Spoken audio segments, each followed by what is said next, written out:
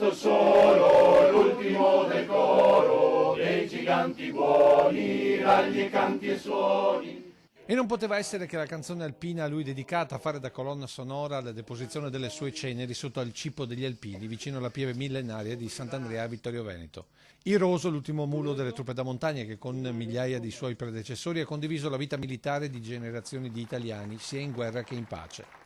Una fratellanza che non poteva permettere agli ultimi muli di finire al macello. Ecco perché la storia di Iroso, matricola 212 dell'esercito italiano, è diventata leggenda. Se non ci fosse stato Tony De Luca, dei muli sarebbero stati macellati.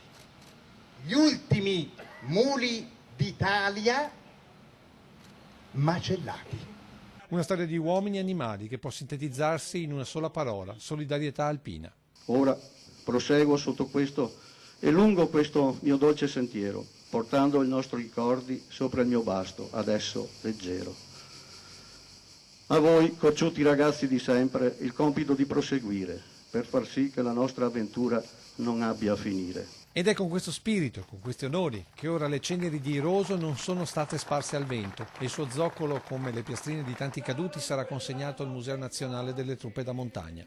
Ed ecco perché Iroso non è stato solamente un mulo. È un ricordo che non ha voluto essere per nulla qualcosa di sacro, nemmeno di profano.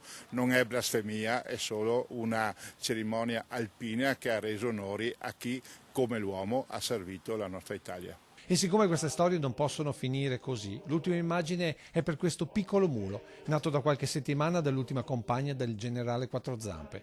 Il suo nome, manco a dirlo, è Iroso Junior, simbolo di un pezzo di storia degli alpini che continua. Generale Iroso,